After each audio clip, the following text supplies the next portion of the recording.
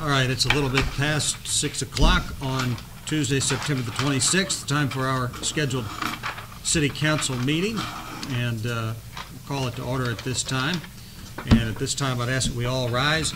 We have a pinch hitter this evening for Pastor Shaker Samuel, and I'll turn it over. Yeah, let's pray. God, thanks for tonight.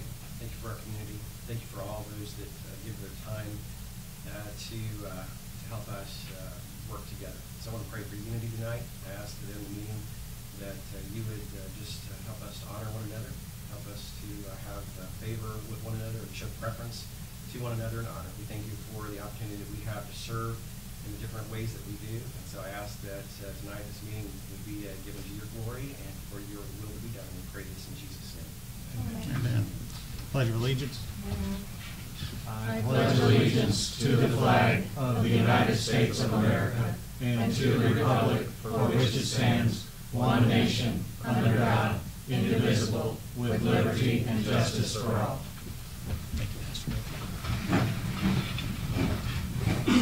Clerk Cottonero, would you please call the roll? Alderman Hughes is absent. Alderman Witzman. Here. Alderman Brown. Here. Alderman Voss is absent. Alderman McComb. Here. Alderman Urbis. Here. Alderman Bratton is absent. Alderman Bastian. Here. Alderman Campos. Here. Alderman Pittman. Here. All right, thank you everyone for your attendance this evening. As usual, we have first up the consideration of council minutes from September the 12th, 2017. Those are included in your packet. I'd entertain any amendments or questions concerning those minutes. I have one. Ms. Campos. On page 4, with the Public Safety Committee meeting, when Alderman Bratton stated that the dollars should go to the general fund, I didn't want it to go there. I just asked if the police get that grant or help me out with the word.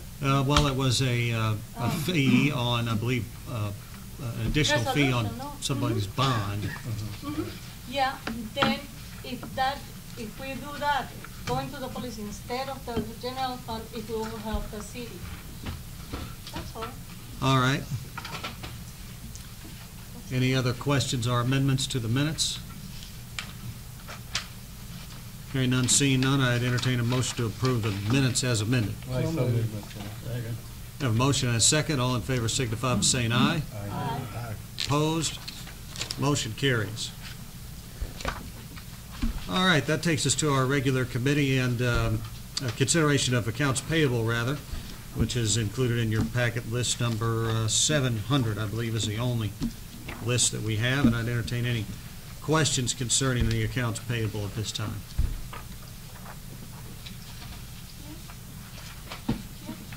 Ms. Campos? Don't be shy, guys. Okay, and page number 2, rent at Mid-South. The aluminum totes are for the police. I mean, it's $5,889. Mr. Stewart? That's for the wastewater treatment plant.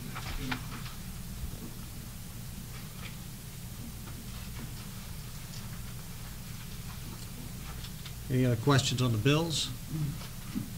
Make a motion, pay the bill. Second. We have a motion and a second to pay the bills. All in favor signify by saying aye. Aye. Opposed? Motion carries. All right, that takes us to our regular committee and commission reports, and we have up first Budget and Finance, chaired by Mr. W.J. Pittman. W.J.? All right, under old business, we have consideration of contract for a part-time grant writer. If you want to start us out on this. Well, I know at our last meeting, we had talked about yourself and Attorney Heller sort of getting together and trying to hash out a more formalized contract for Mr. Hollow to enter into with the city. And I know that the busyness of life and things, I don't know that we've made a whole lot of progress there. But, you know, the primary points here that I see are that essentially if this is an at-will contract and if it can be set up with, as he suggested, no payment until he is successful in pursuing a grant, and if we set a max payout amount on it per year, which I think he seemed to be all right with, then really, those three things incorporated, I say this all the time, I don't know what it means, a boilerplate contract. I know each one's different. But Ed, do you think that my little recitation there is something that could be put together fairly easily, or? Yeah, I think so. I think we gotta sit down and at WJ, we need to, I asked Richard if he would work on this with you and Chief. And we need, I think Richard and WJ and Brian to sit down and look at these numbers and see what the lines are negotiation wise. What I envision is a contract that has three compensation parts to it. One is just the percentage of the return. One would be for those contracts where doing a contingency percentage would disqualify the grant. And then a third category of contract would be on a situation where there was a grant we wanted to apply for that we wanted to make a separate compensation package for. If we were applying for a $3 million grant of some kind, we know this is going to be a $3 million grant we're applying for, and we don't do that all that often. We want a right in the contract for us to say on this one, we're going to negotiate specifically. Mm-hmm. So I envision a contract that has all three parts to it, so we don't have to have three different contracts. I have tried to look at the numbers. I don't have an opinion one way or the other about the numbers. That's what I think WJ and Brian need to really sit down and look at those numbers. And, Brian looking, or WJ looking from our financial pocket standpoint, and Brian looking from his, and see if we can negotiate those numbers out. Mr. Urbis? When you were saying the max payout, does that include the potential for pay him over multiple years for a fee? I think he had agreed to that as well, right? Yeah, I think essentially what I mean by that is that if we were going to go out and hire a full-time grant writer, we could probably do that probably get a top-flight grant writer for $60,000 a year, right? So do we want to commit ourselves to more in payouts per year than we would to paying a full-line salary for somebody? I don't know if that makes any sense or not. It was just sort of my and WJ's stream of consciousness. Well, it's going to depend on, the reason I envision a three-part contract that has three different ways of paying is because of the gambit of stuff that we could potentially be looking at. We could be looking at a $15,000 grant, at the same time we're looking at a $120,000 grant, at the same time we're looking at a $3 million grant. And the work to get $3 million might not be as big as the $15,000. Sure. So, that's why I'm trying to give us a contract that sets the rates depending on which way to go. All right. Thoughts from the council? WJ? One of the other things that I thought about that I would like to see in there is, there's a lot of information gathering as part of that process, and I would like to see that become property of the city, any information that's gathered, so that can be used by, if we do decide to, use multiple grant writers, like this has come up a couple times, or, if he's got banked up 3 years max and decides to not write any more grants for us because he's got banked, that we can have somebody else step in and, continue that process, whether it's somebody that is full-time, part-time, or commission, it's somebody else, but I'd like to see that in there. I don't know if that's something that we could do or not. That's something we're just gonna have to talk to them about, and that kind of becomes proprietary, and that's just something we're gonna have to negotiate. Obviously, that stuff's no value to him, he's Right. not writing our grants, but it's not fair to us to, get all his material and pay him for one grant, and take his material and hire somebody else. Right. So, it's kind of we need to draw that one back and forth with him a little bit. John, did you have something else? Well, and he was gonna do a lot of that on his own time too, Right. to begin with, so. I mean, essentially, he's doing everything on his own time until he gets us a, Right. grant, so, I mean, I would think that our deal with him might be somewhere along the line of, at a certain point, after we've done a certain amount, then the information becomes our proprietary information. I don't think we can ask him to hand that over to us day one when he's got it all put together. We haven't even got a grant yet. Because he's got a lot of work in that. But I would think we could make an arrangement there where at a certain point in time it becomes our property. and I did think of,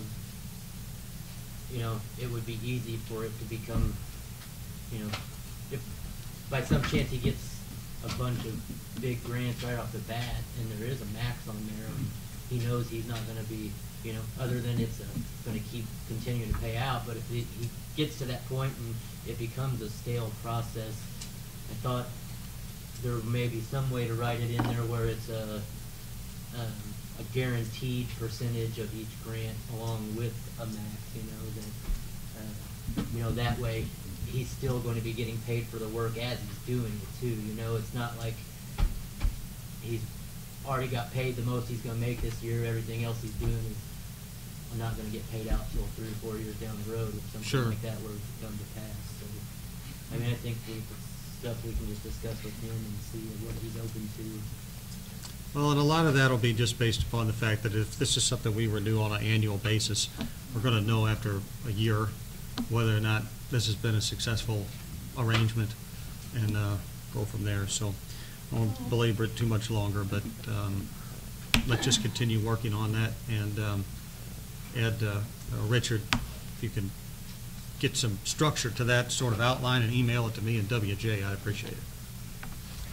Well, then we need to make a motion where if they get a contract he's comfortable with, go ahead and get him to sign it. We've already not do it. No, let's don't do that. We wanna look at the contract, right? We want you always to vote on the contract that we're gonna have. Okay. We should never approve a contract in advance. Contract language is not done. That's when it's done, that's when we approve it. That's what I like about you, Gary, because you get things done. But in this instance, we're going to wait a little longer. Well, I thought if Ed and if Jay was satisfied with the contract, you guys rolled up. We could go ahead and move that process, and move it quicker.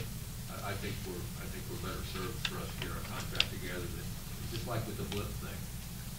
We tried to take that in front of the board too early. And we got it done. We got a good contract now. But we tried to do it too fast. There's too much left not resolved yet. So we don't need a motion to authorize him to do the contract? No, I think we've just got Okay. direction, and we'll bring back some details as we move along. Okay. Okay, so that's the Thank only you. item under old business. Under new business, we have presentation of budget-related reports. Is that Scott? Thank you, WJ. Okay, in your packet,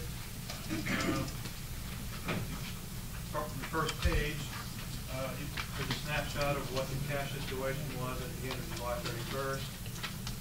So, as you can see from that page, the total cash citywide that had no external restrictions was $2,122,000, spread amongst the different accounts and funds as you see there. And then the accounts that have some sort of outside restriction on its use is $4,099,000 for a total of $6,221,000. That was snapshot as of July 31st. And on the next three pages is basically the detail of the CDs, which I provide to you from time to time. Just an idea of what rate of interest we're getting, what the value of each one is, how they're broken down by fund. Those are all in the following pages after that. So I won't spend too much time on those things. I do want to get into the following page that has the operating expenses and revenues for general fund versus budget. So as I mentioned last month when we did this, I mentioned July was a really good month, kind of a fluke almost, and that some things came in on the revenue side, which made it look like we temporarily had a surplus, and we did. And I said also, August was probably gonna be a different kind of month, because we knew what was coming. And of course, it did turn out to be that way. We had 3 payrolls in August, and then some other things were paid. So, through the 8 months in August, in general fund, we have expenditures of $3,363,000. And for the same period, we have budgeted $3,292,000. So we're about $70,000 over budget across the entire general fund in our spending. And if you look inside below that in the box, our revenues are just a hair over budget by about $2,000. So when you put it all together, we have a deficit of about $51,000 through the 8 months. And of course, there are things coming between now and the end of the year that could change that both good and bad. We get our property tax in the next couple of months, so that's going to be a positive. But this does not include expenditures for the trucks that we committed to buying. Also there's going to be some holiday pay in November and December, so, but at least we're out of the 3 payroll months. We won't have any more of those by the end of the year. So, as to where we come out by the end of the year, it's hard to say for sure, but I don't anticipate us having a surplus, but perhaps we, could be a pleasant surprise. But we're probably looking at a break even, if not maybe a small deficit for the year. But still kind of early to tell for sure, but I just wanted you to be aware of what's happening. If you go to the next set of reports, obviously, like I said, a big part of that is the salaries. And as you can see, for the month, since we did have 3 payrolls, and since our budget basically is split over 12 months, so it doesn't time these 3 payroll months. So as a result of the current month, it shows that we have, we were $88,000 over budget. Year to date, though, we're close. I mean, we're actually $4,400 under budget citywide in salary. So, but clearly, that $88,000 for the month, swung August to be a deficit month. So, and then another big component of that, of course, is the healthcare. That contributed to basically, I think there was some double billing going on that month. By that I mean paying the current month and the upcoming month. So I think you'll see September will be quite a bit lower because September's already been paid in August. So there's a lot of that time issue going on. But I still think by the end of the year, because of reasons we've discussed numerous times on the healthcare issue, we're probably going to be about $60,000 to $70,000 over budget by the end of the year. And this projection kind of solidifies that as well. So that's the healthcare situation. Well, I didn't need to give you the numbers. So through 8 months, we've spent $413,000 general fund and $92,000 in water sewer for a total of $505,000, almost $506,000. And so for the whole year, we have budgeted 6.5, which is why, with only 4 months to go, I think we're going to be over budget.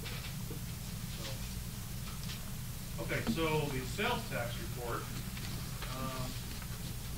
had a decent sales tax voucher month for September, which would have been the June sales in the city.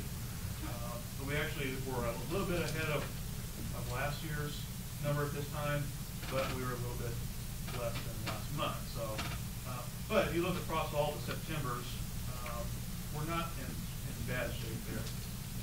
It's a fairly good receipt month for sales tax. Now, while we're talking about sales tax, I want to mention that under the new budget in Springfield, obviously the bigger component of our sales tax piece is our home rule tax. And what the state is now doing with home rule tax is they are keeping a 2% admin fee. So that means if we are owed $100,000 of home rule tax, we're going to get $98,000, and they're keeping $2,000. And that's the way they're doing for all cities. That's just that's just part of the bill that was negotiated in Springfield. So what that means for us for a year's time is probably around $30,000 of our money that the state is going to keep as an administrative fee. So we'll have to plan for that at budget time. I would assume, probably not this payment, but the next payment will probably be hit with that admin fee. So that being said, we still probably are going to come out somewhere close to the last 2 or 3 year average in around budget, maybe just a hair short on that. So we'll monitor that, of course. The next page is the income tax. And okay, so they're back to their usual schedule, being two months behind on the payments. But one thing I wanted to point out was, you see in the box there where there's the number 41,196. Okay, well, I thought, well, that's kind of low. It hasn't been that low for quite a while. So I started investigating that, and what you're seeing there already is also a byproduct of the state bill that not only do the municipalities not get to share in the new higher income tax rate, that must be 3.75 to 4.95, we get none of that. Also in this current fiscal year, the bill called for us to be reduce what we get on our income tax receipts by 10%. And I think you've already seen that, because that 41,000 is about 10% lower than what that average would be. So that's only scheduled to be in place until June of 2018, at which time the legislature and the governor would have to bring that up again and vote to renew it or not. Hard to imagine they wouldn't renew that. They tend to kind of do that. So what does that mean for us in a year's time? Well, as you can see, we typically get somewhere around $750,000 of income tax receipts every year. So, you take 10% of that, you're talking $70,000 to $75,000 in a year's time that we wouldn't be getting. So between those two taxes, you're talking around $100,000 of less money in any given year that we would be getting under that new formula. Also something we have to keep in mind at that budget time, for sure. And then the last few pages are simply just I throw these in there every so often. It's a snapshot of where the accounts receivables are in our water sewer fund. There's one for August 31st, showing total accounts receivable of $327,438. And just for comparison purposes, as of June 30th, which was the last time I presented this, it was $297,841. So it has come up some, but that can happen because of the billing cycle dates and various things like that. So it doesn't necessarily mean anything in itself, but I just want to keep you aware of where those numbers are too. So that's all the reports I have. Any questions on any of these things or other financial issues? I have one question. Mr. Urbis. Scott, have we paid out the retiree benefits that we'll have to pay this year? Senator confirmed it, but I think we have, those all hit in August, didn't they? One was in July, and 2 were in August. Yeah. So that actually contributed. But see, we budgeted for those things, so I mean, that's why we weren't fairly far over budget year to date. Thank you. Anything else? If there's no other questions for Scott, go on to the next item. Next item under new business is the consideration of donating the senior citizens bus to the Senior Citizens Council. Well, Gary? What they're wanting to do is us donate it and them sell it. And they'll put the money, they're shopping for a different one. Now, Joe asked me about him, and I told him, I said, Joe, that's gotta go in front of the council to be voted on. He said, well, I think they told me before they'd give it to us. But what they tell you and they vote on, and I thought somebody would be here tonight besides me from the council and the seniors, but does the council want to give them that bus so they can try to sell it to put the money on another bus? I'm in favor of it. Yeah, I think that's one of the things that had come up before. That bus is probably on the top end, maybe $5,000 to $6,000. It's according to who wants it, and $3,500 to $4,000 on the bottom end. You know, I did And talk that- to, sorry, Gary, go and ahead. that don't mean we're still going to be furnishing insurance and fuel for it till they get rid of it or get their new one. Wasn't that what was set up, Will, for 1 year? But to do away with the maintenance line item, obviously, because they're going to have a new van at the outcome of this, we hope. Still keep the fuel rate. Right. Mr. Bastian? Gary, do you know where they're at on their funds? I mean, how much they've raised towards their new one? They probably got, now I'm guessing here because I don't remember, so they probably got over a couple $1,000. They had mentioned And they're that. gonna buy a small van. They're not gonna buy something that holds over 6 Right. people probably, because they don't haul any more than that at any time.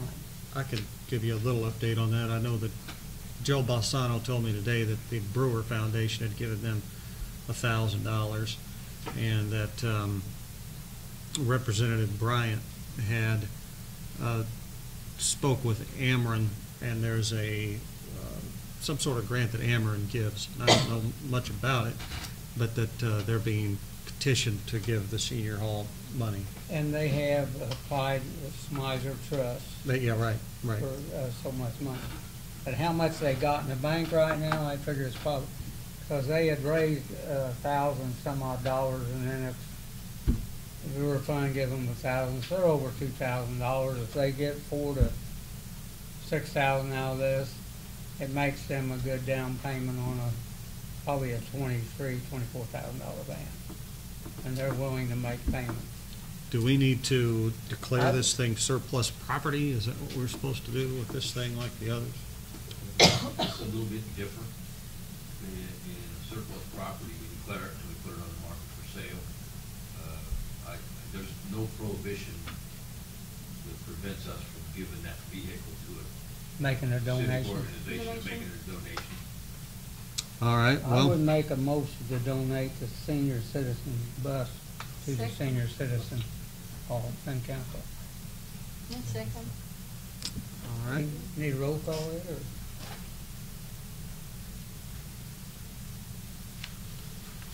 Wouldn't hurt just to do it. Yeah, it's always safe to do a roll call.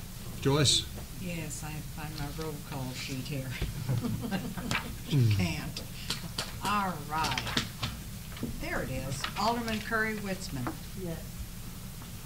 Alderman Brown. Yes. Alderman McComb. Yes. Alderman Urbis. Yes. Alderman Bratton. Oh, he's not here. Alderman Bastian. Yes. Alderman Campos. Yes. Alderman Pittman. Yes. All right, motion passes. All right. Is there any public comment under budget and finance items? If not, Okay, that takes us to Building and Grounds, and that's chaired by Alderman Gary McCollum. Gary? Well, under old business, we've got the voluntary annex agreement. I've got a little bit of an update on that. I spent some time talking with Scott Evans today, and Sandra helped me pull up a couple of tax bills, and essentially, I think everybody here, I went through some annexation meetings with Jim Stewart and some others, because there are some things in terms of annexation that I think the city could do, but it's very expensive when you look at what it would cost to build lift stations and build out the infrastructure and the things people typically want in exchange for being annexed. So when we talk about Pat's Barbecue and One Hot Cookie and these types of things, you know, particularly Pat's Barbecue, I know when I approached her about it, she said, well, you know, my property tax bill is going to go up, so why would I want to do that? And the only thing that I knew to come up with was sort of like a stair-stepped, like the enterprise zone. And like my property tax bill on my house is about $1,050. And 23% of that roughly is made up of Murphysboro City, Murphysboro Library, and Murphysboro Park District taxes.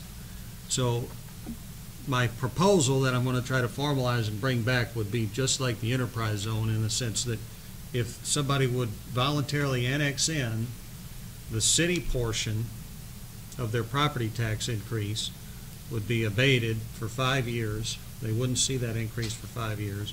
The second 5 years, they would see a 50% increase, and then after that, they would be to a full levy.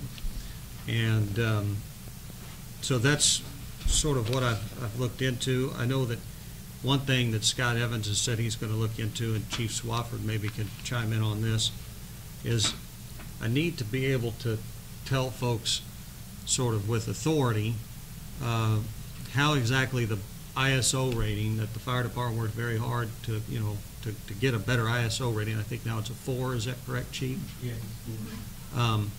How that applies to people in terms of their insurance rates, and if it matters depending upon insurance companies. I know some insurance companies don't recognize it, but I guess we've got a couple of agents back there that might be able to chime in a little bit to know if they would.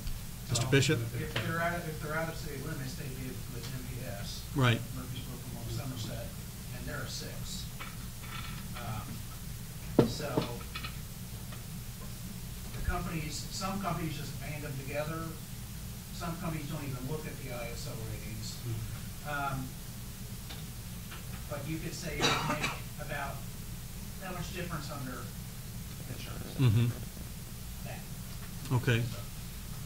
So that'd be bit about $1,000 in that? A skosh. Okay, all right. Well, we want to investigate that so that that could be perhaps just a part of this discussion too. But I apologize for my lack of being able to get something more formal to present. It's just kind of work in progress. Mr. Pittman. Is that something that can be done on an individual parcel level, or if we annex in does it have, I mean, will it be like a zone, or is that, how is that done? Well, I think that if you, yeah, certainly it would work for an individual parcel, but also if you went out and annexed 40 parcels, it could be equally applied. We would have to certainly coordinate with the county treasurer's office, because they would be the one ultimately preparing the tax bills. And, so, and I haven't approached the county formally with this or not, but when we talk about, the adjustments in what the state is reimbursing, trying to get that extra sales tax revenue from a place like Pat's and One Hot Cookie and others that are right there on the border could offset our losses. And so it's something I'm really going to try to push hard on soon. But anyway, that's my update. Any other questions? Mr. Urbis. So would we still have expenses potentially in sewer and water and that sort of thing? We would, right? Yeah, I think that, in Pat's Barbecue's situation, I think they probably have a lagoon or something. I don't know that, but they already have city water. One Hot Cookie situation, as we discussed at our last meeting, they are connected to, city services. And I've had some good conversations with Sarah recently, just by the way. So does that answer your question? Right. So, I mean, that would be part of the discussions about what it's going to cost us as well, right? I mean, well, if we were to, we don't necessarily have to extend, right. Those services right away. I know that oftentimes those types of annexation agreements say that in so many years we'll get to you. Whether that happens or not is a whole other conversation. So that can be part of the discussion. Sure. Okay. Anything else? That's all we got under old business. New business, discussion regarding the railroad overpass construction project. Is that where they want us to pay for moving the water line? Yes. And I know we have some folks here that are living on North 23rd Street, and I want to give them an opportunity to speak to sort of a separate Union Pacific issue that kind of goes along, not with this, but also this gives an opportune time to talk about it. I did get a call from Union Pacific today at about 4 o'clock, and a representative with them asked to meet with me on October the 2nd at 4 p.m. I'd like our city attorney or Mr. Blake or someone to be available at that meeting. It is a Tuesday at my office. Because yeah. Well, whatever October the 2nd is. Okay. And with that, I don't know if anybody else has any comment on the council, but Ed, do you have anything you want to share on this? I know we've communicated on it some. The only thing I can add to the dialogue is not positive particularly, but Harold has looked and he doesn't find in J.T. Blankenship records anything definitive about what our relationship with the railroad was when we put that line in there on the south side back in about 1961. So far as we know, the railroad doesn't have anything about it either. And that leaves us in a never-never land because we don't have a document that defines what our contractual relationship is over that line.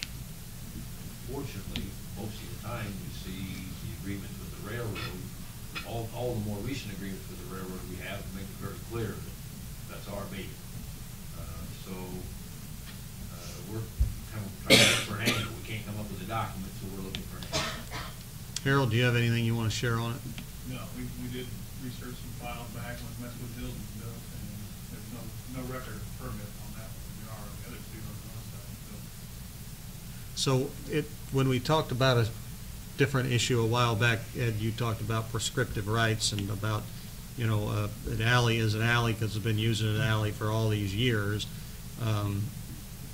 Does that kind of thought process apply here in any way? I don't know. I haven't researched that part of it on a water line easement like that for the city. We're going to have to look at that because it's different than when you deal with the railroad's easements and permits and those things are different. Most of the contractual situations have been that they permit them, meaning that they can withdraw that permit at any time.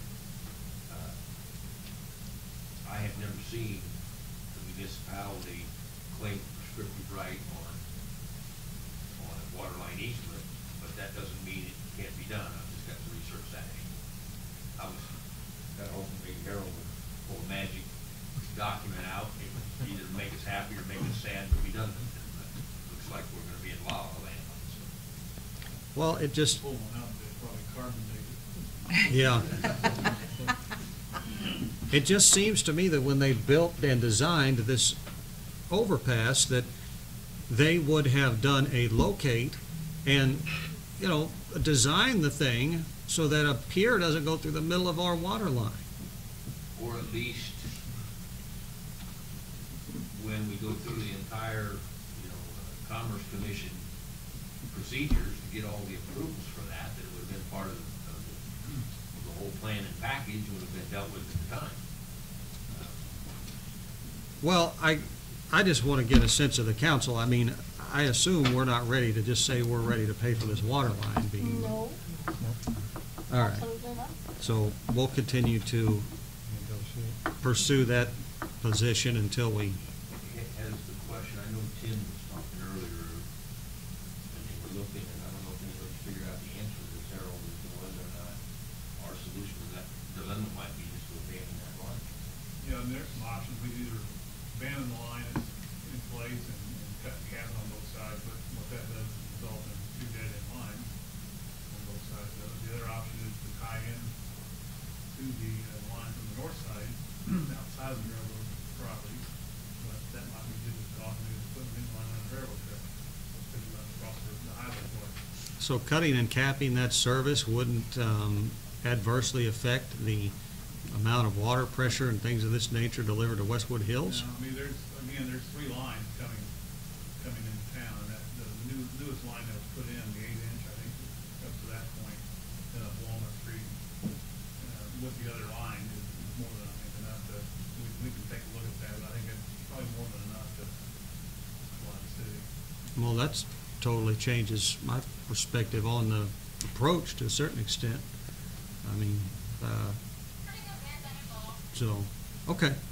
Harold, in general, don't you like the try to avoid capping lines, try to Yeah, keep you lines try to continuous. avoid dead end lines because that leads to stale water. It would be a dead end line there at the Forest Service. And then on the other side, I don't really know what's on the other side that would be affected by that, but.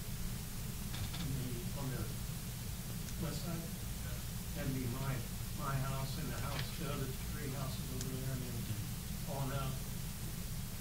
And, on up to, what, Lake Road, that hydrant up there is not very good either. It's hardly has, any water pressure on it. Okay. Well, we need to research that. Mr. Kennedy, do you have something? Tapping those dead ends, and talk to state plumbing inspector. He's a good friend of mine, we've been discussing this stuff, they've had some Legionnaire's disease. Up north, they had one Metropolis about these dead ends, and they are gonna change a lot of stuff on it. Well, there'd be a flush hydrant. You'd have to install a Well, flush hydrant. I'm not sure how they're gonna handle that, but it's just something to talk to them about, I can call and get you guys together. Okay. All right, I want to use this opportunity to also talk about a situation that's come to my attention regarding Union Pacific and North 23rd Street in Murphysboro. I know some of you on the council maybe have been contacted about it. I've been in communication with Ms. Tuttle and her husband. She is here, as well as Kyle's parents.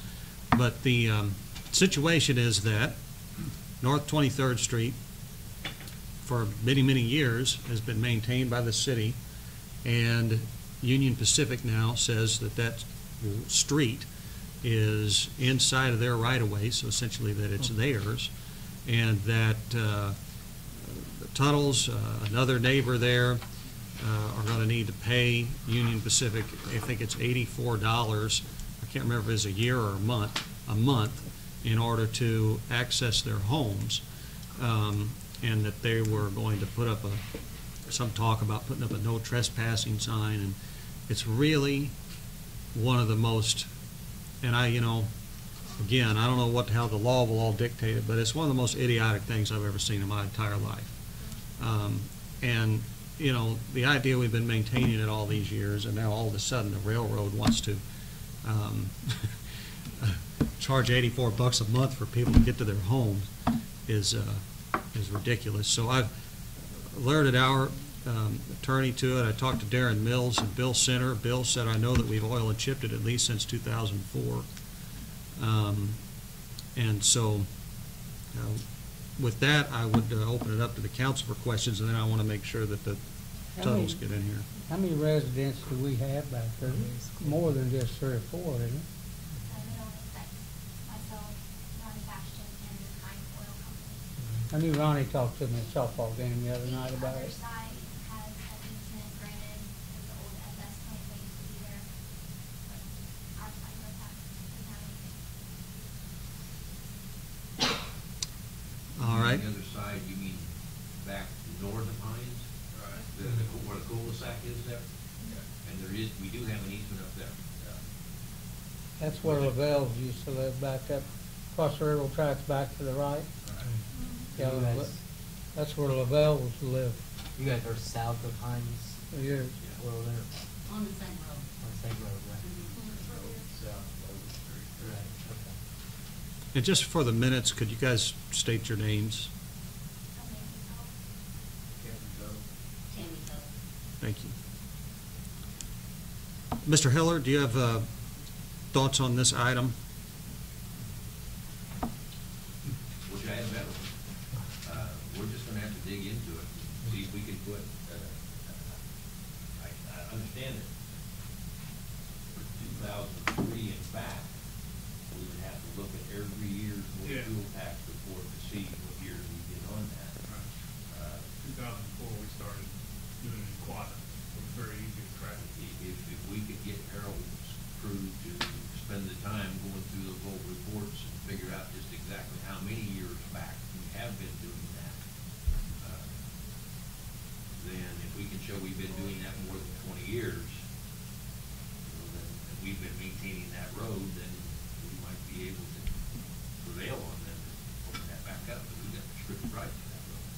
Ed, did we not too long ago bike down that road, or Eric, and tear an old building down or something? Yeah, I tore a house down just south of where they live, and they ended up buying a lot. I just wanna think that was on some of the property they're claiming. And none of that information was disclosed when we bought it. There's another way we maintain that property out there, if we did demo on it. Did the property that we demoed was owned by who? Nate Buster is his name. The private citizen? Right. That was a tax sale purchase, correct, Eric? Yes.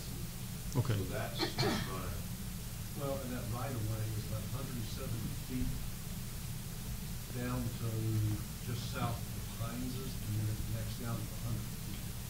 Down, maybe down to this place. That is supposed to have rights to my yard. I pay property taxes on what the railroad. I'm just gonna have to get the title reports. Who do you have your title work done? Road title and that's that. On Chestnut Street? Okay. And I think Kevin had it done.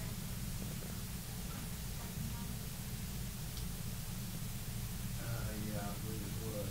See, I had, we bought the house back in the late eighties and had a mortgage on it. And I ended up buying the house on the north side of that one and using it as a rental.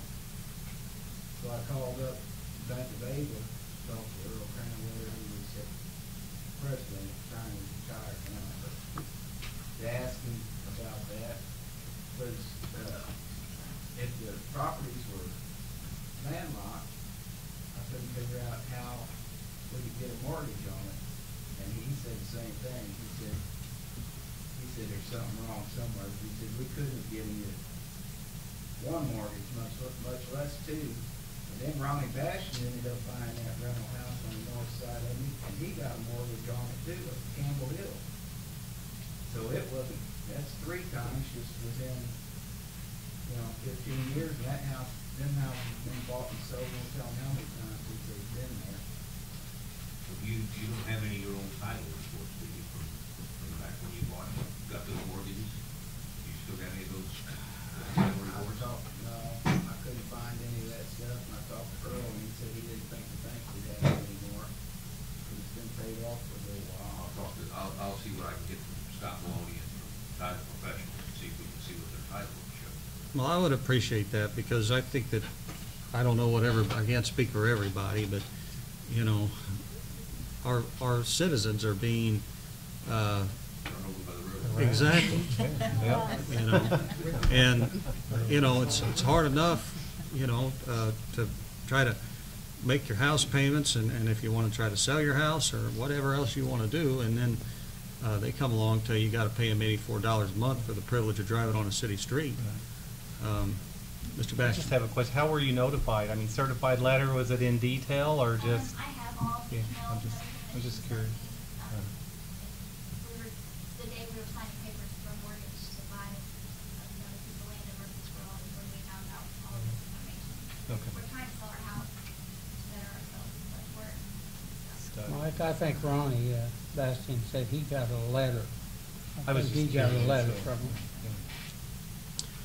All right, anything else on this matter from the council, from our guests? As far as what the city has on that street, I can't remember the alderman's name, but when we lived there, whoever the alderman was for that ward, I called him up about putting a street light up on one of the power poles that go down the street there. And he had that done through the city, put up back there. I don't know if that, yeah, it's still there. I don't know if that makes a difference with what you're talking Okay. about. Where is the street, where is the street light? Where's it at?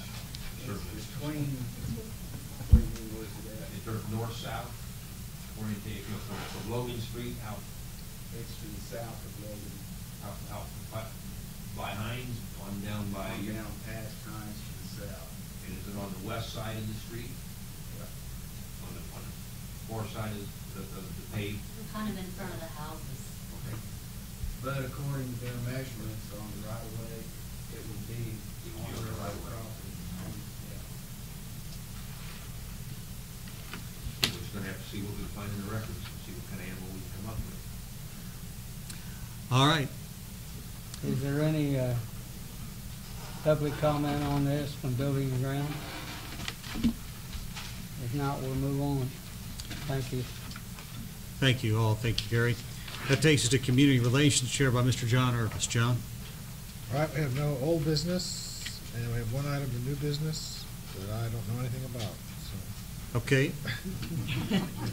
Well, I'll tell you about it. Okay, please do. There was a liquor license application that came to me as liquor commissioner for the Art of Hair Salon on North 14th Street.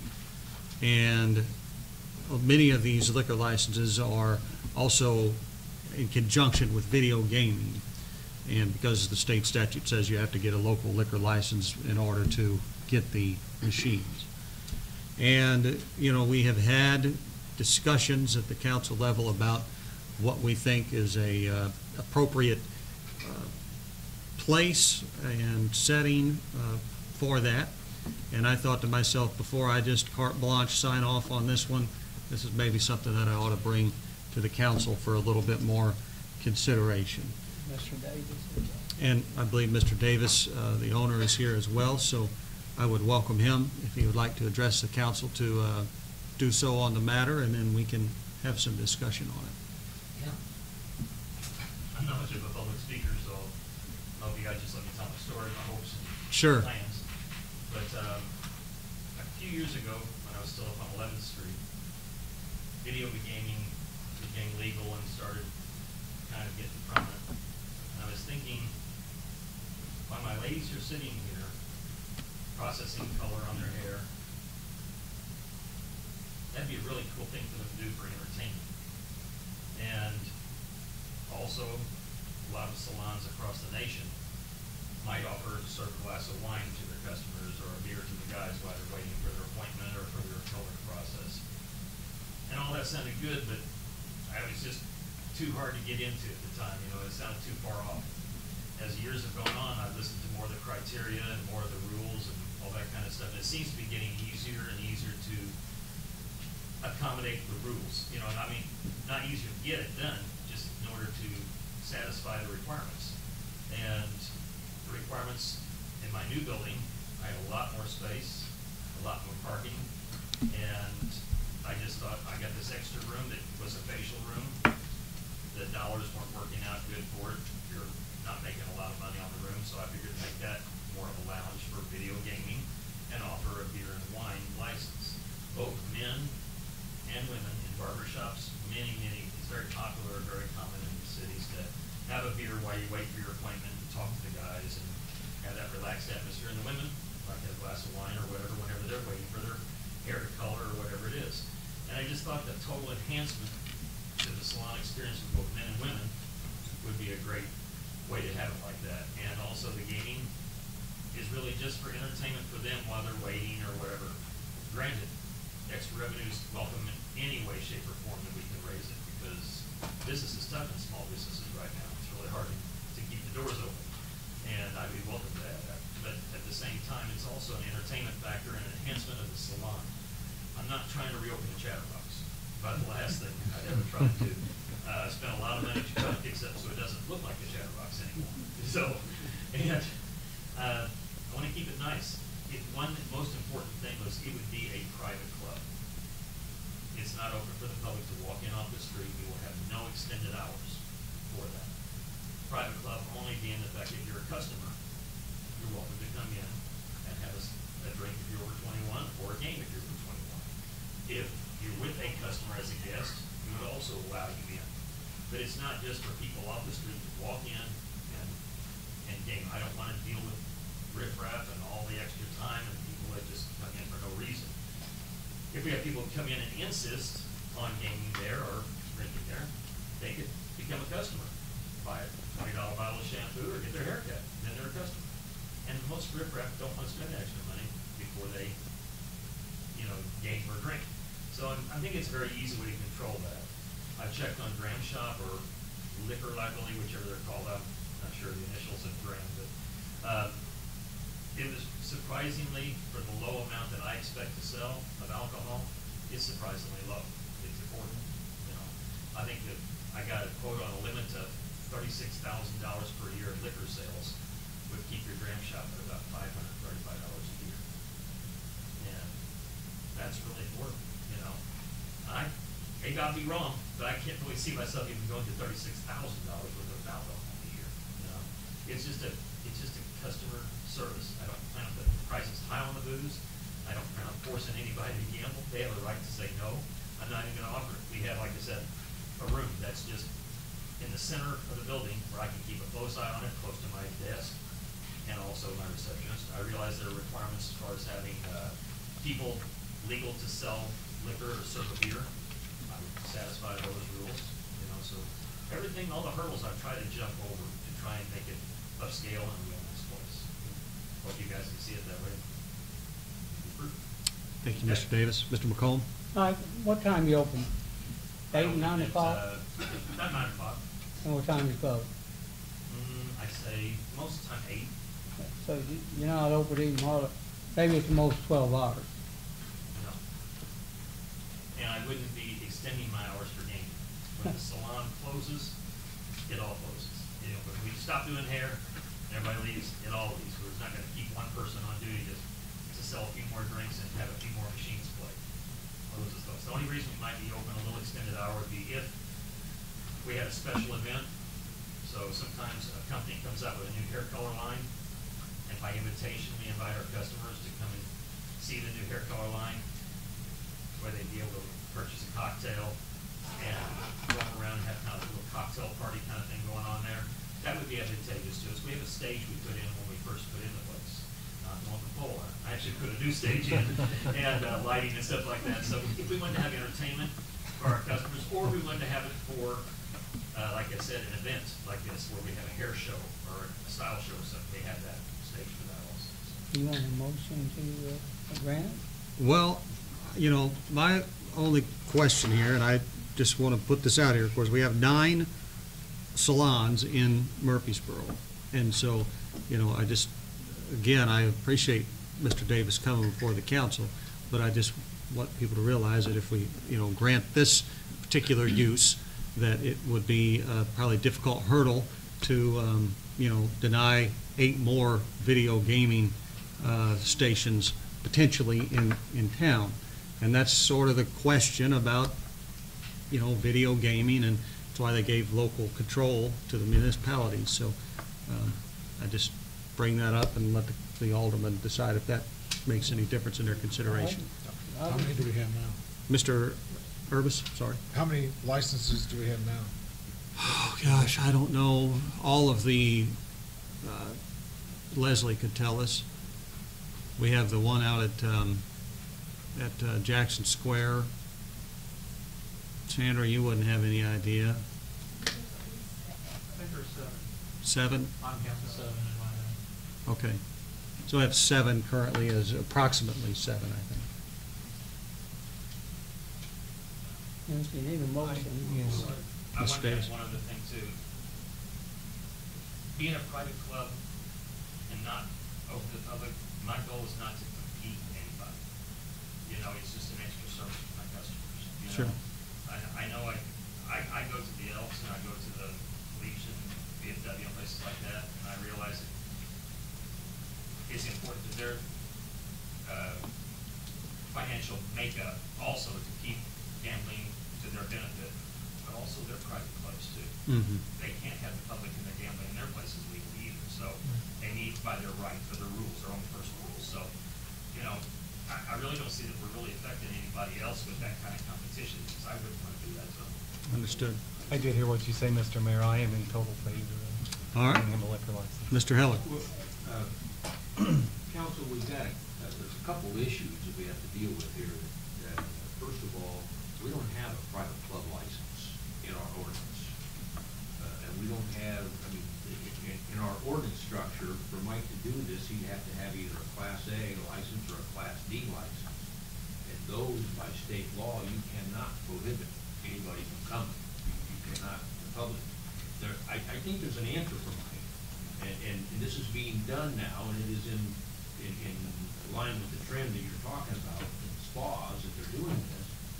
there's a new license, or a new liquor license is being used in some of the cities in Illinois. We've got a couple samples here where it's called a beauty salon and spa license. And it does, and this particular license sets forth that can only be customers, people there for services. I think some of these we've looked at have requirements like you cannot have more than 1 drink an hour, you cannot have more than 2 drinks per visit. I mean, it limits it to essentially what Mike's talking about.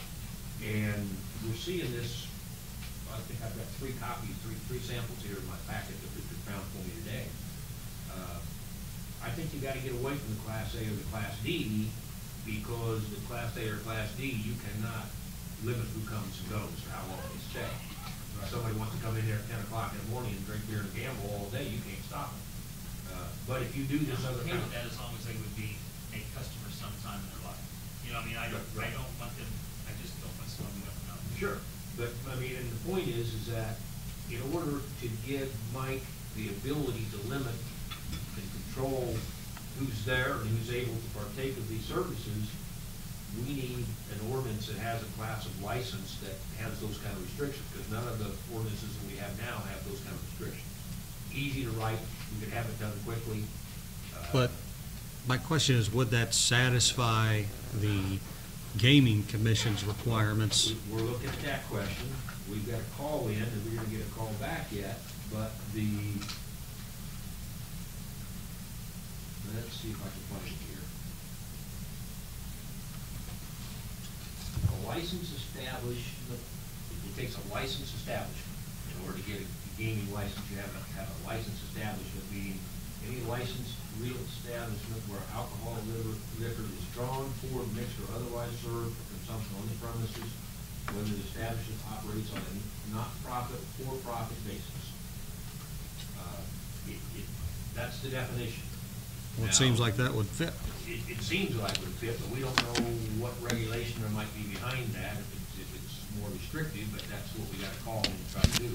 My recommendation is that this would be the type of license that would let Mike do what Mike wants to do in terms of serving his customers, but also be able to keep out guys up and down the street that aren't customers. So it's our attorney's recommendation that we table this item until we have a license that we can vote on that fits this. Well, I would say that if this is something the council wants to do, we could be back at the next meeting with an ordinance to pass that would establish the kind of liquor classification Mike would need. Okay? Ed, you said we don't have a license for a private club. Well, we have 3 private clubs in town that you have to pay dues for to come in. Now, they open to the public when they want, the American Legion, the VFW, and the else. But these are service organizations and fraternal organizations, and they have different rules. Okay. Yeah. I wondered about that. No, that's because I they're know either most all of them service are- organizations or fraternal organizations. That's why they get that. Most all of them are open so many days a week to the public now anyway. Right. But that, they have always, for many years, had special classifications in liquor control. Okay, that's why. So do we need a motion to table, or are we just gonna pass it for the next, we're just gonna pass it for the next meeting, right? We'll just hold it I on don't the think agenda. any motion here, if it's, if everybody's in favor of doing it, sounds like everybody is, and we just need to get you an ordinance so you can. Mr. Davis, do you have any other questions? Okay. All right, thank you. Any public comment on the community relations? I have something. Do you remember when Teresa Blankenship, her business, came trying to get the signs for 14th Street? And I don't know if this might be a different approach, but maybe we can put in Murphysboro at the entrance a sign that it says Business District on Walnut Street and 14th Street, and list them North 14th Street. And that way we will not be somehow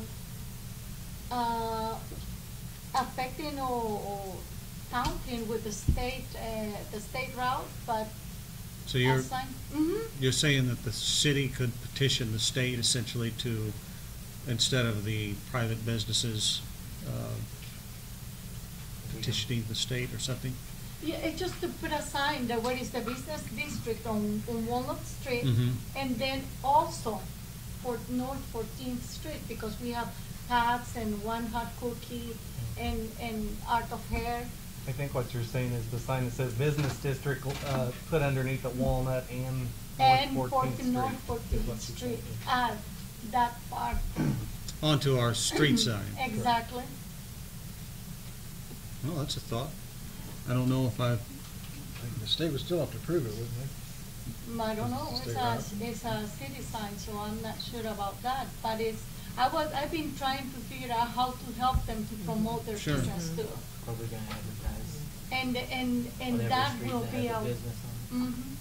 Oh, well, I don't know. no. The ones that they're close to Walnut, we can try, right, if they want to, but 14th Street, we have that. Well, it is a state route. I mean, They 14th both are. Street as it heads north, Business Mhm. 13.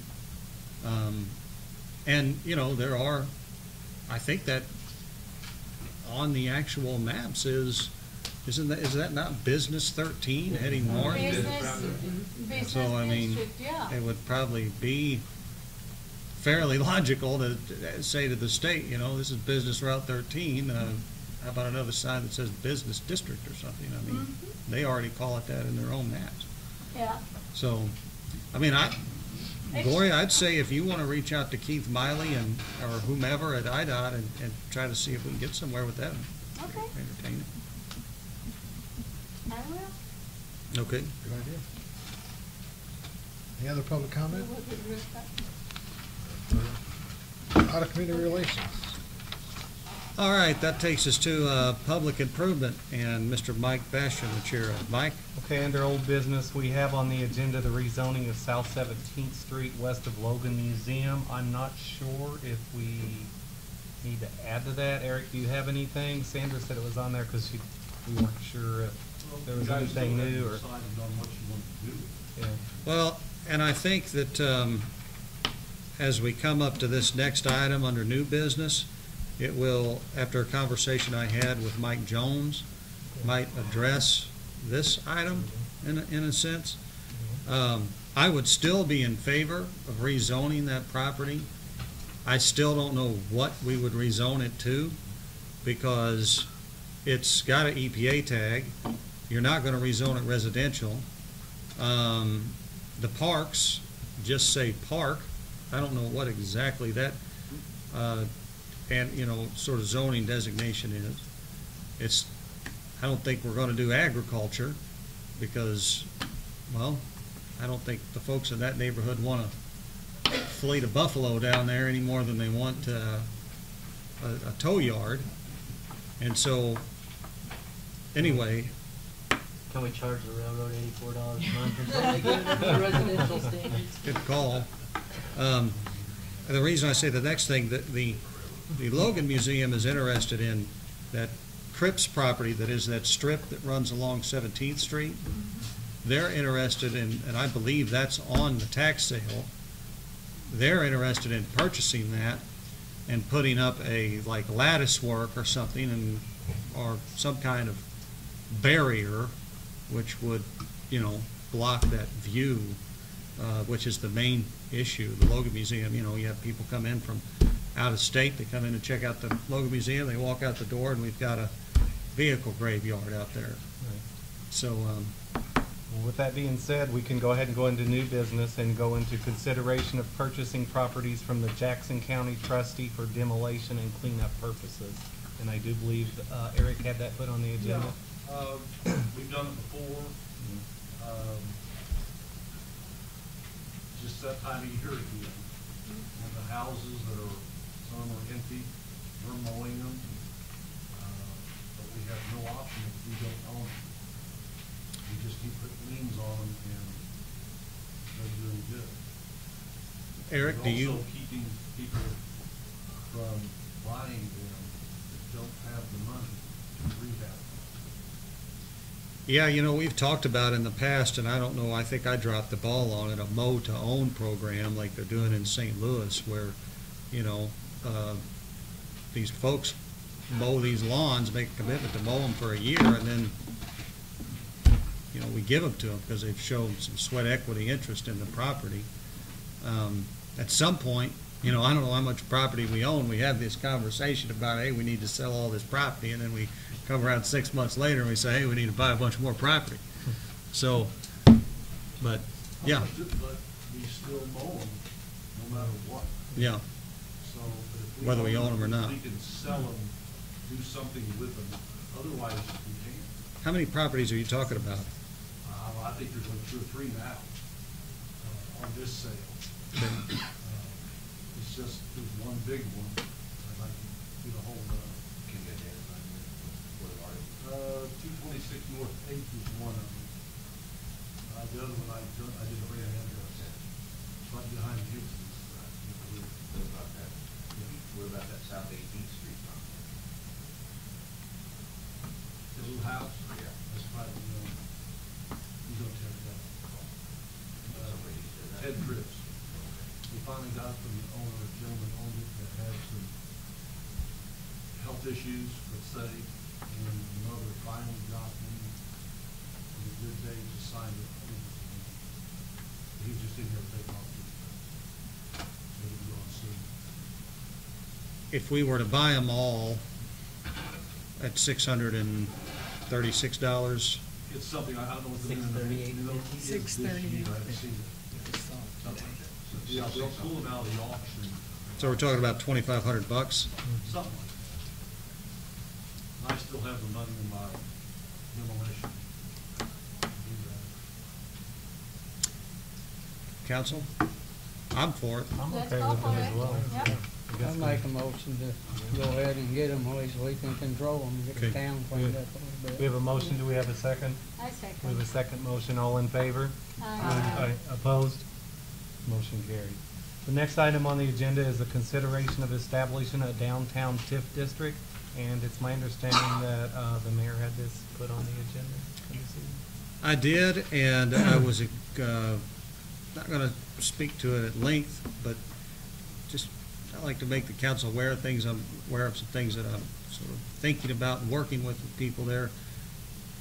There are some interested parties in some of our downtown buildings, and some of those buildings have certainly stood the test of time well, but could probably use some TLC. And I know that we did the TIF on the corner through PGAV and Associates, and I had another good meeting today with the new director of the Jackson Growth Alliance, Cheryl Ben, and I discussed with her taking back to their board, perhaps they could help us in the creation of another TIF, and she said that she would take that back for their consideration. And because I just think that it would, if we're going to continue to encourage growth down there, it would be good to have some incentive there. So I probably shouldn't even put it on the agenda yet because I don't have a firm, here it is, let's vote on it. But I'd like to get some feedback before I go too far down rabbit trails. Mr. Kennedy? And I have another business that I'd be talking about, that same thing, because I called the enterprise zone people, Mm-hmm. and he suggested doing a TIF district instead of the enterprise zone. I think they provide more benefit, frankly. He said, especially with the older buildings is what he was saying. Right. But I think the TIF district costs quite a bit of money with it. The other doesn't cost anything to establish. Well, I think what I mostly bring this up about, of course, we heard our very glowing and optimistic budget outlook for the new year. But, it's something to be thinking about. It's something I'll probably want to try to work into next year's budget at the very least, if possible. So Thank you. that's all there. Do we have any other comment from any of the aldermen under public improvement? There is something that, I don't know, I would like to bring up, and it's just an idea. My sister who went back to Florida, you know how Floridians are. From the Everything. hurricane, yeah. Yeah, she was saying, this town is so beautiful, so welcoming, the community is awesome. Why you don't take care of your properties? I mean, making sure that everything in downtown is, if there is windows open, have the owners announce something else and paint with the colors of the city. Stay in the and say these are the colors of downtown. Can we do something like that just to make Murphysboro more beautiful? I don't know. I'm just throwing this. I think that's also another thing that hopefully we'll see come out of the comprehensive plan conversation we're having. A lot of these types of things too need to be initiated by the Chamber of Commerce, frankly, because, you know, they have that direct relationship with many of those downtown businesses, and, you know, government can't tell private, you know, property owners. The railroad can, but we can't, what to do with their property. So, you know, but yeah, I mean, I'd look for those kind of conversations. Yeah, it's just to keep the you know, Murphysboro, the downtown, especially, we have all those old buildings. Yeah. And beautiful, and some are, okay, so many, and everybody's trying to improve, but if we stay, you know, these are the colors that the city will like to have in downtown buildings. Maybe, you know, just maybe. Mr. Urbis? I was just gonna mention, I don't know if people noticed, the windows are going in the depot. I know. No, it's not. It's a marathon, not a sprint. Yeah. Okay, do we have any public comment under public improvement? Okay, with that being said, I will close the public improvement. All right, that takes us to Public Works, chaired by Mr. Dan Bratton, who is excused absence this evening. And under old business, we have a item here, update of Osborne Street Extended. I know that we have Bishop and Elwell here with us this evening. I'll start by going to Mr. Sheffer and see if there's anything he wants to add, and then I'll have them address the council. I think at the last council meeting, it was indicated that IDOT was receptive to allowing that roadway to go in. And at that time, wanted to make sure that Bishop and Elwell were still interested in that project. And just kind of reiterating what we talked about then, it would require the city to install a minimum 24-foot wide by 200-foot long roadway on H Street, and then also have a construction section and essentially get a permit. So IDOT will work with the city, but they will not work with a private entity on that roadway. Okay. Our cost estimate was, I think, for about around a little over 300 feet, so it's going to be somewhere in between there to get around to their north side entrance that was required.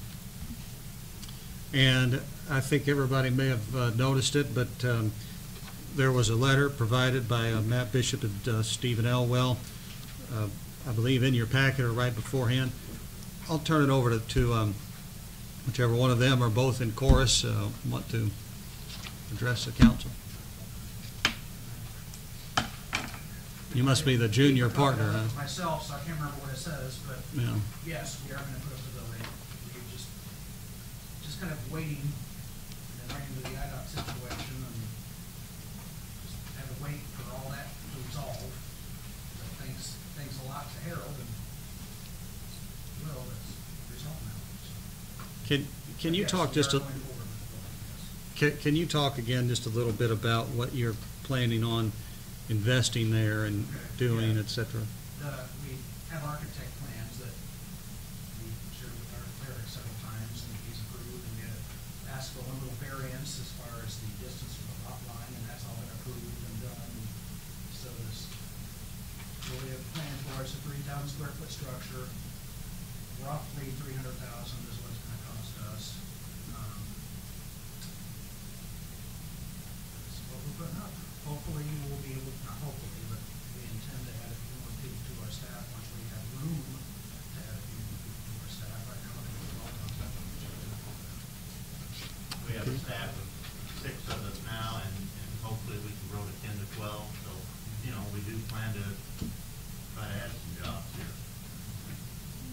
Mr. Urbis? Is the building gonna be just for your business? Yes. We had talked about doing the building with the second suite that we rent out, and just the cost of doing that, and then having to have tenants and all that, we're like, no.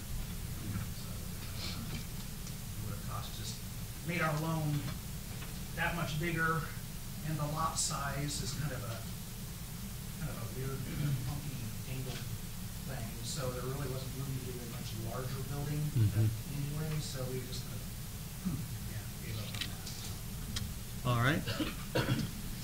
Other questions from the council? Congratulations. Thank you. Mr. Mayor, I would like to thank you for everything you've done. You put in a lot of time on this with it. And Harold, you are the bird dog of bird dog.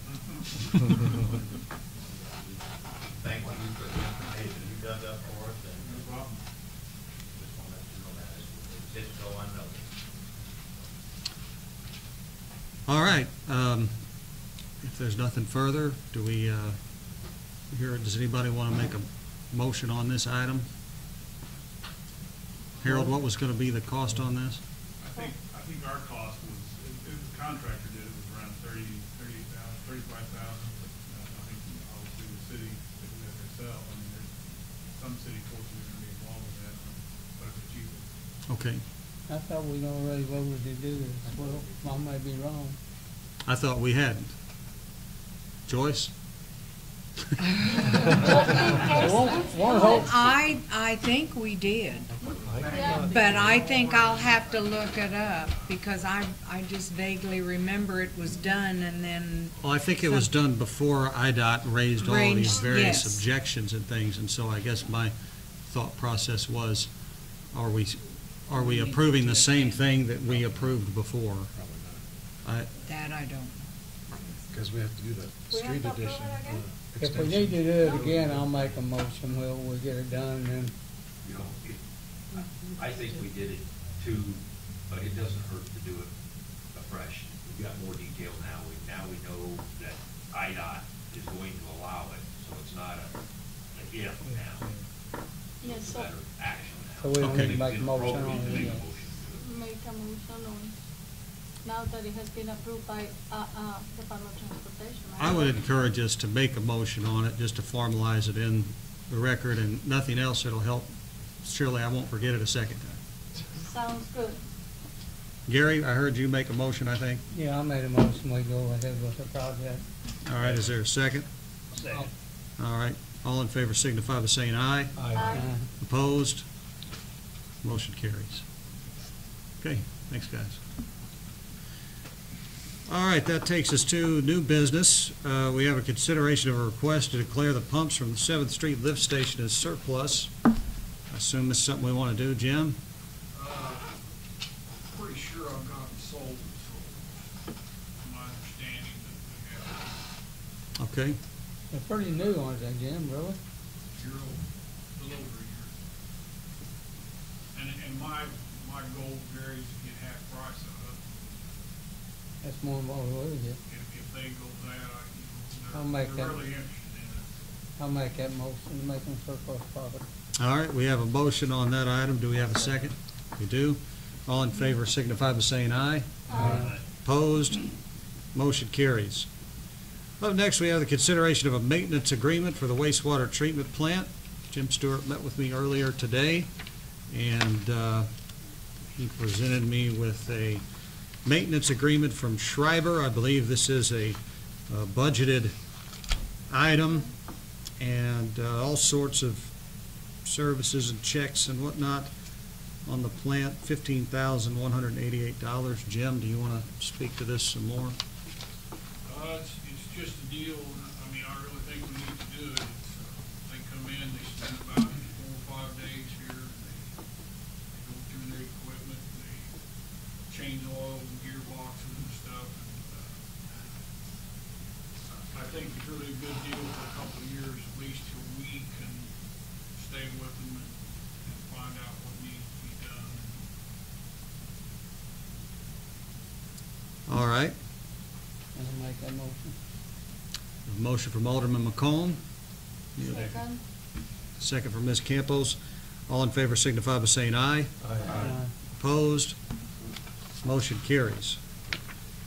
And then this next item, the discussion regarding the water line issues on Ruth Lane. I spoke with Tim Lee earlier today, and this issue has since resolved itself since I spoke with him, and so I don't have anything that I need to bring anybody up to date on it. I know that breaks your heart. No. And that takes us to public comment. Is there any public comment under items concerning public works? Seeing none, hearing none, we'll move on to public safety, chaired by Mr. Russell Brown. Russell? Don't have anything on the old business.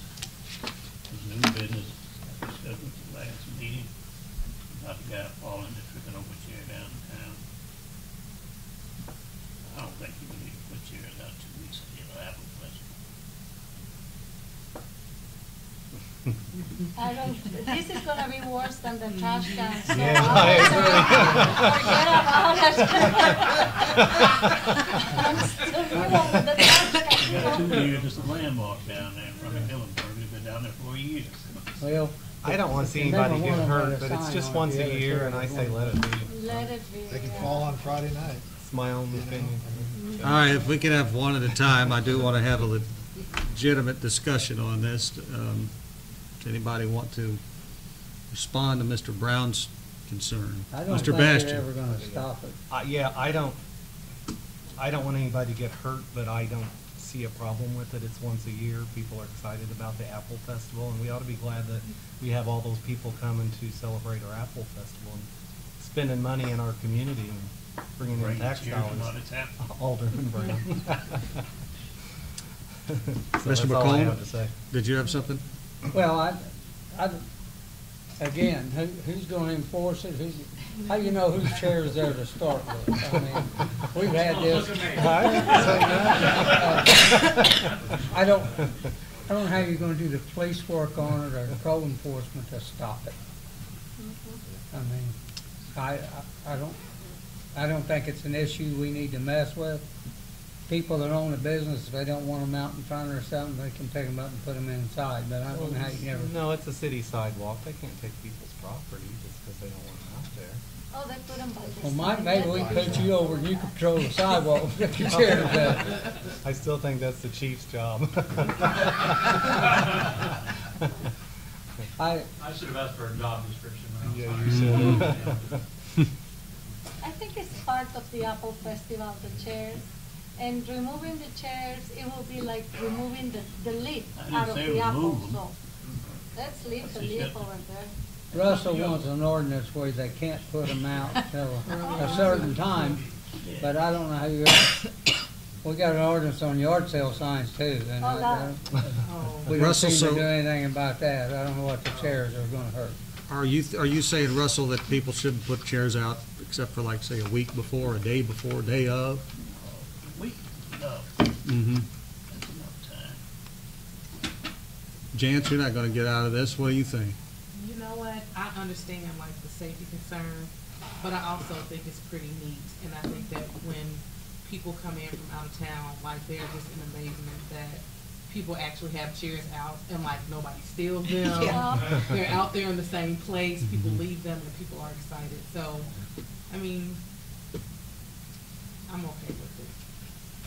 All right. Anybody want to make a motion? Russell, anything else? No. Okay. I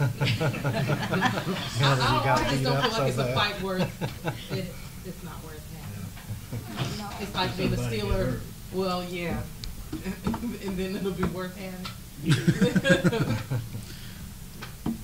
All right, well, that'll, I suppose, take us, Mr. Brown, to our next item here on the agenda. Discussion regarding a request for four-way stop sign at 9th and Illinois Avenue. I put that on there. I've had 4 or 5 people that live within a couple blocks of that intersection request that, and I don't know if it's something that's doable with the way that 9th Street takes a little jog right there. It's not directly across from, but I did drive down there when, I take that route regularly. When you're going west on Illinois Avenue, there's a driveway right there on 9th Street that there's usually a vehicle parked in. You can't see cars coming up the hill from 9th Street a lot of time. If you're coming east on Illinois Avenue, there's a giant bush on that corner, and you can't see cars coming up from going north on 9th Street towards Illinois Avenue. I think it would be a perfect place for it. A lot of the times people coming on 9th Street make that stop anyway. They don't, even though there's no stop sign there. Well, yeah, you better, because, I mean, I know I always Yeah, people do. on Illinois Avenue don't always stop. Right. Years ago, it used to be a four-way stop. Oh, it did? Mr. McCall? But coming up that hill, that little, you got a problem with the ice and snow on the ground. I went out, when I saw this on the agenda, I went out Sorry, and knocked Gary. on doors to talk to the people over there to find out what it was about. The ones I've talked to, I think the overwhelming issue is people running stop signs east to west on Illinois and not stopping. In fact, we're only standing there on doorstop stopping, going over to the people that did. An older woman that has lived there all the time told me exactly that. The reason there's not a stop sign northbound on 9th is because when it iced over, cars would stop and they'd start sliding backwards because they didn't get traction. There haven't been an inordinate amount of wrecks at that intersection or anything, according to what statistics I was able to pull. I think if we hit it for a couple weeks with stop sign citations and bear down on it some, what I can do then is then go back and talk to the residents around there and see if that's gotten any better cracking down on the stop signs. Because what they relayed to me was more people running east and west. And these are just the ones I found at home. And I should have looked at my agenda yesterday, but I didn't look at it today when I got back from class. And I went out and talked to them this afternoon. So that would probably be, if we can approach it from that way, and then I'll go talk to them again and see if that happens or it is. Mr. McCall? Years ago, they wanted that. We decided not to put a stop sign up on 9th Street, but if you're back on a little bit of ice, we're creating a bigger problem with people sliding back down the hill.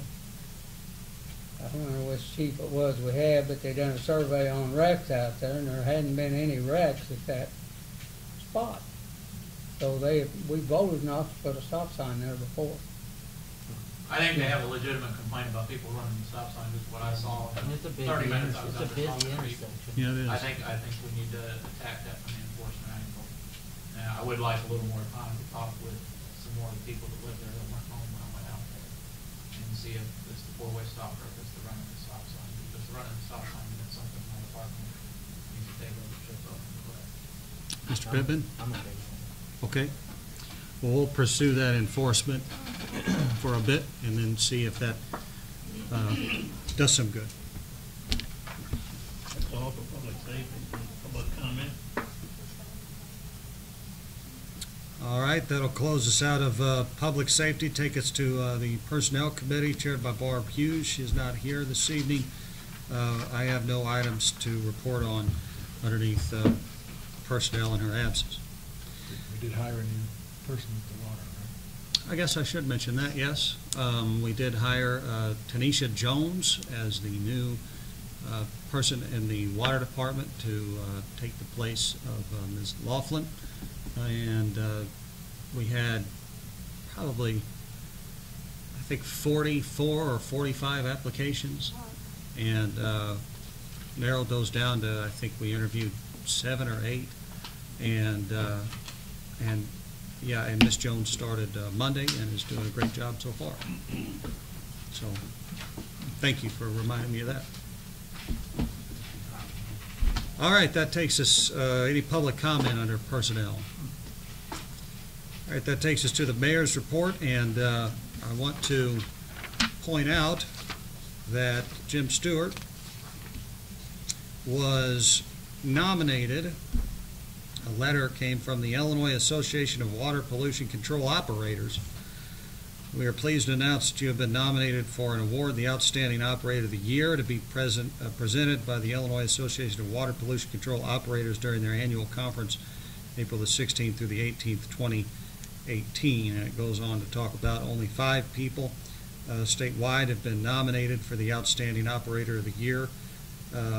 award, and so Jim does a very good job and has done a great job with the old plant and now the new plant, and so I wanted to make sure we pointed that out. Jim, I assume you're going to win, right?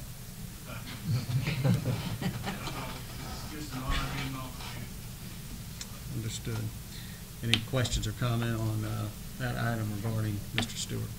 Congratulations. Congratulations. What happened to the rest of your crew? I think he was getting anxious.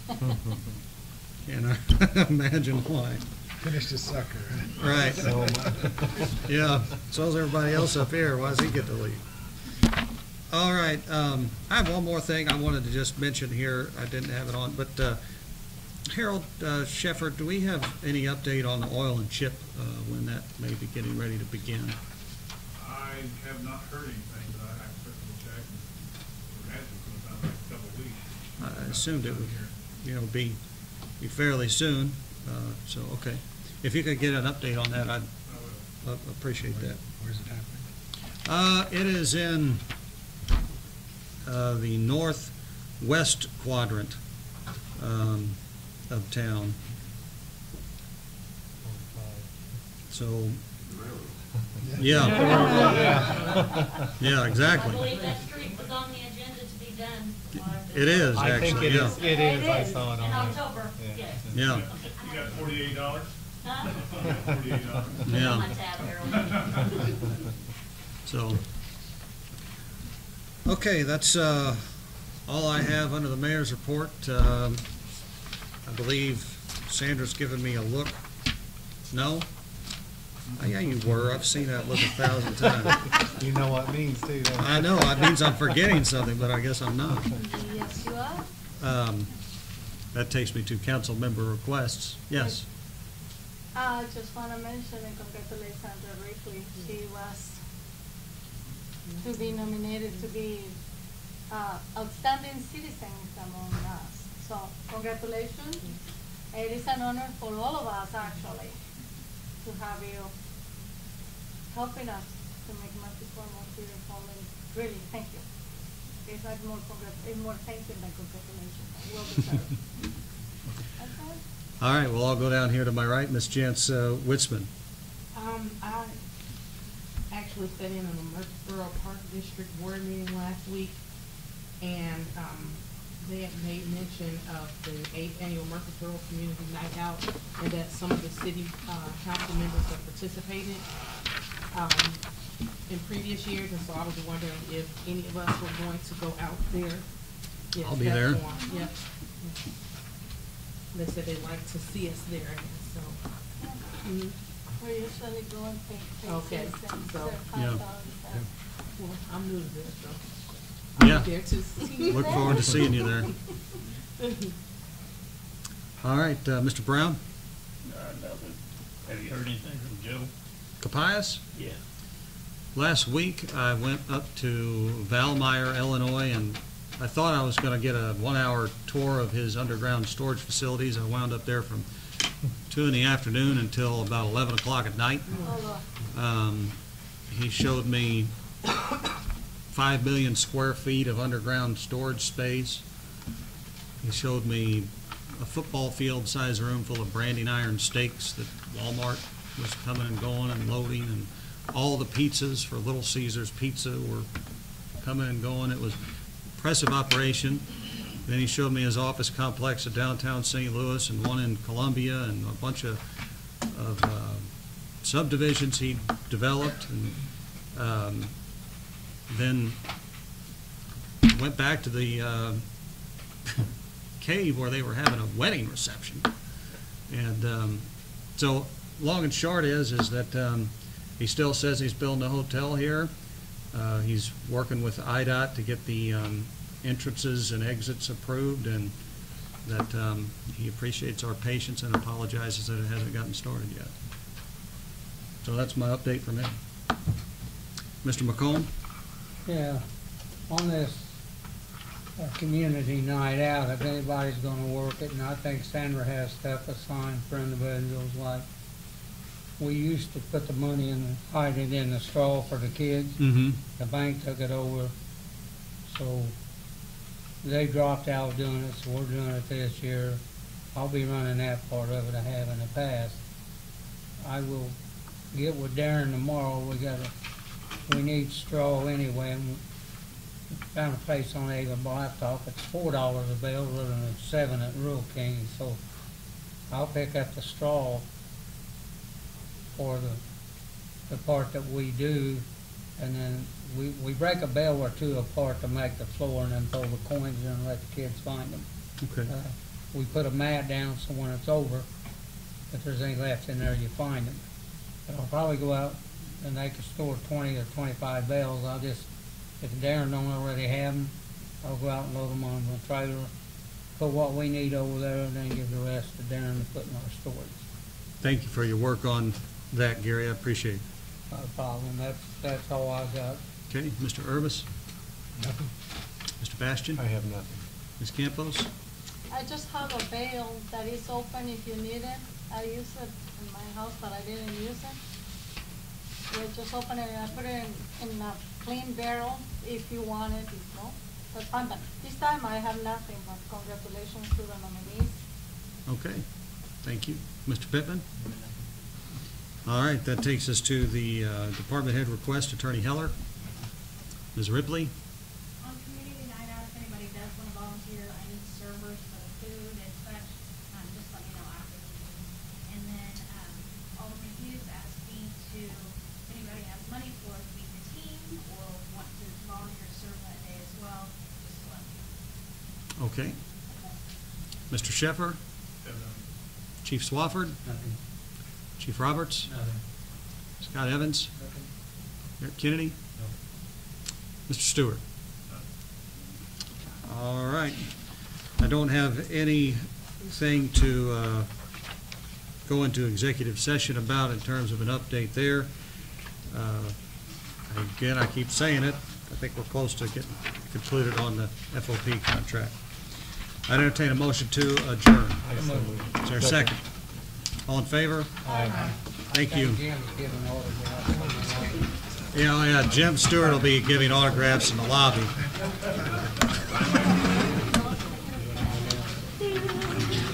Thank you so much.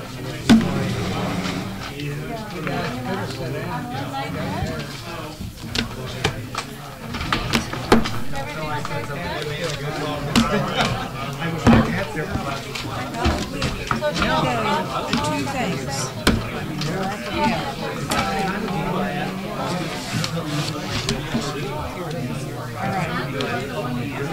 The John Logan Museum, the name of the guy that owns that strip that Mike wants to buy. Ed Cripps. Ed Cripps. I haven't seen him. All right, and who was the pastor? Do you know?